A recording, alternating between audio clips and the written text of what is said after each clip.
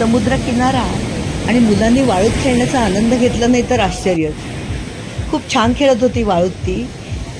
तिला विचारलं मी की काय करतेस तू, तिला काय बनवते हे सांगता आलं नाही, पण जाताना अनाहूतपणे वाळूमध्ये राम अशी अक्षरं ती कोरून गेली. ते मला फार गोड वाटलं. मी आत्ता आले आहे गोव्याच्या कॅन्डोलिन बीचवरती. गोव्यातले सगळेच समुद्रकिनारे फार म्हणजे फारच सुंदर आहेत. इथं एक निरभ्र आकाश, खळाळणारं सुंदर पाणी आणि तासनतास समुद्राशी गूज करत बसायला मला नेहमीच आवडतं.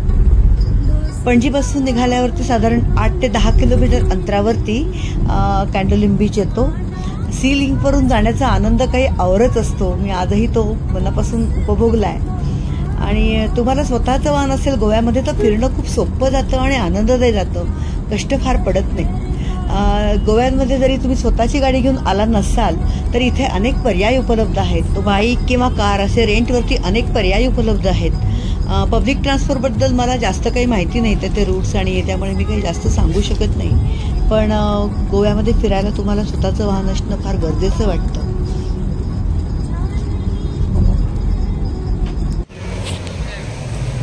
समोर दिसणारा समुद्र आणि मी गेले त्यावेळेला उन्हाची वेळ होती, त्यामुळे मला अतिशय कडक उन्हाचा त्रास व्हायला लागला.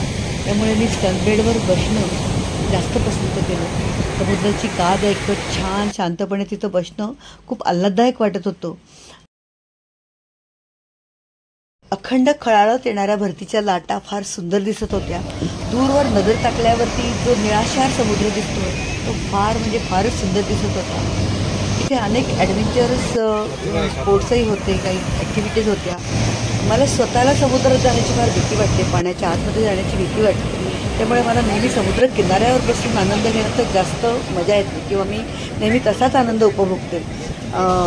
इथे खूप म्हणजे बोटिंग चालू होतं. दूरवर आपल्याला हॉटेल बनून दिसत आहेत आणि अनेक लोक त्याचा आनंद उपभोगत होते. हे बघण्यात मला खूप वेळ कसा गेला मलाही समजलं नाही. अतिशय सुंदर समुद्रकिनारा आहे. इथून बाहेर आल्यावरती टुरिस्ट इन्फॉर्मेशन सेंटर आहे. टुरिस्टला काही गाईडलाईन लागली तर इथं तुम्हाला सहज मिळू शकते. पार्किंगची उत्तम व्यवस्था आहे. शॉपिंग सेंटर्स आहेत. कितीतरी दुकानं आहेत.